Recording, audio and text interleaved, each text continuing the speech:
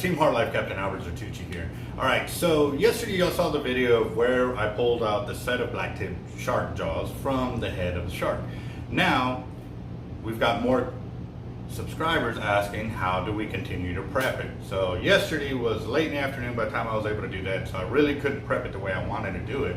And it was raining on and off, so normally what I like to do is once I get the jaws out, I like to let them sit out in the sun and start cooking a little bit.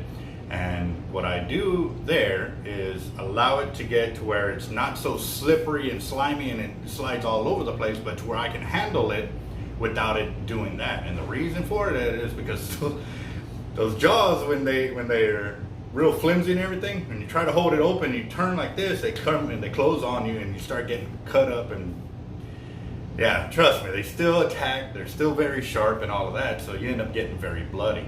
By me letting it dry up a bit allows me to handle it without getting all cut up. So that's going to be my next step, and I'll continue going through it a little bit at a time because it ain't something that's going to happen within an hour. It's going to take a while, so let's get this set up. Alright guys, so it was in the freezer, and I mean it still wasn't completely frozen today, so I can open it up. What I'm going to do is I'm going to set it in the position that I want it to kind of dry up in. I don't want to open it too wide and or too shallow because then it'll stay really flat. So I want it about right there, which is about normal size for it. And since right now it's a nice overcast day instead of a bright and sunny, it still works even if it's hot and sunny. For me, the more sunny it is, the faster it can go through this process. So I'm going to leave it sit here for a little bit, and you can see the ice that's on it. It's going to get soft, it'll open up a little bit, but basically I'm going to let it hang here for a few hours, and then I'll come back later and I'll start to carve everything out. But in the meantime, I've got to cut the boards for our cell line bases and then burn them and then get them all set up. So this is going to be fun.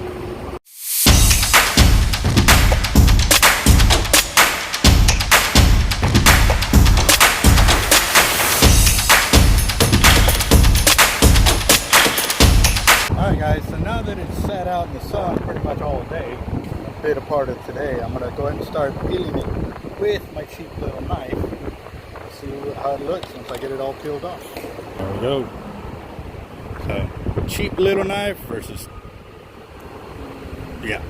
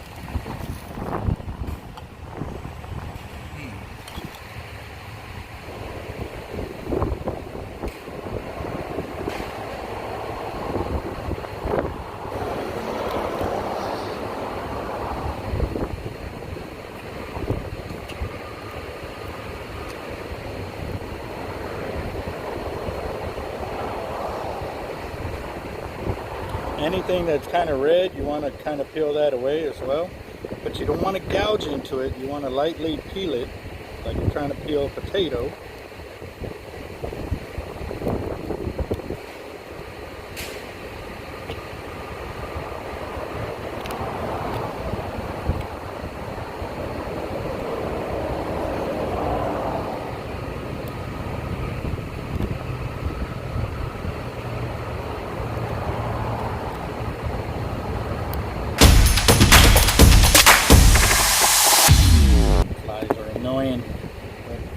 Now here on the back side, what you want to do is you want to push in.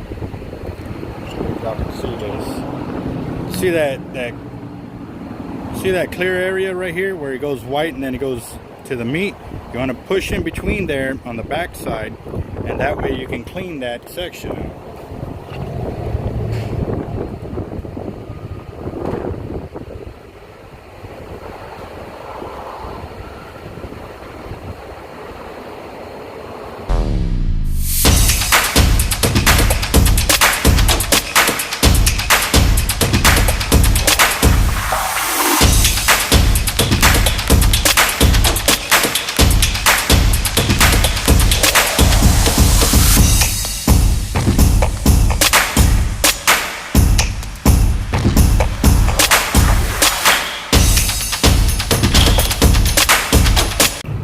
Now you'll start to see all the teeth getting exposed there, and you'll just keep working it around on the back side as well, cleaning off all this.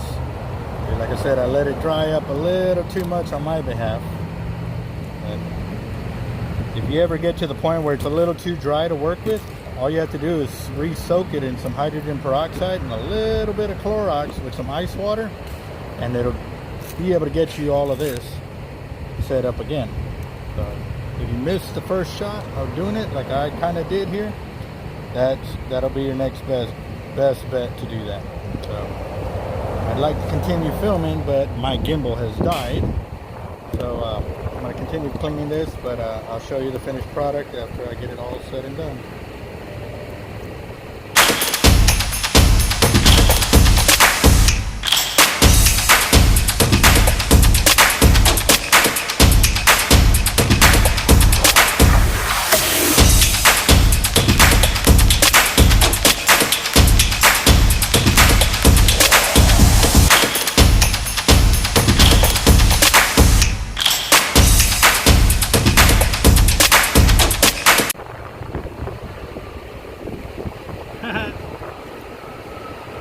Looks like there's a stingray barb right there, matter of fact.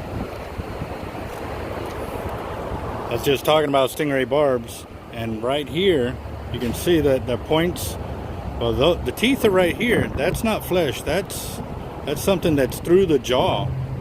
And let's see, there you go. And you can see right there, there's something in there. Come on. And that's more than likely some kind of stingray barb. So I'm going to clean around it and we'll see how it looks once it's all cleaned up and white. The stingray barbs will actually turn white too once it's all cleaned up.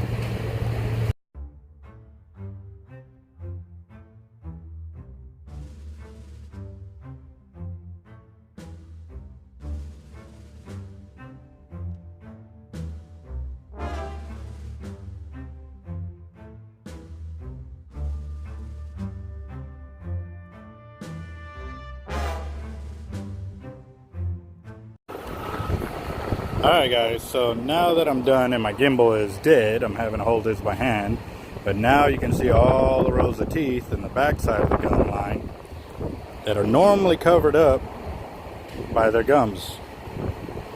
The gum line will usually cover up all of this and you'll only see that one row, and now that I've exposed it all, you can see how many they got. And they pretty much act like an escalator as they rotate forward like this. And from what I was told is that every time they bite something, that first layer, even if they just go up and test something, that first layer of teeth will fall out, and within 24 hours the next row will already be up there. So that's how they can lose over 20,000 or 50,000 teeth per lifetime.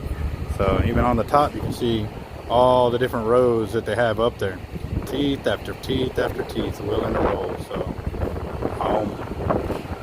looks pretty cool like that, huh? Never thought of that?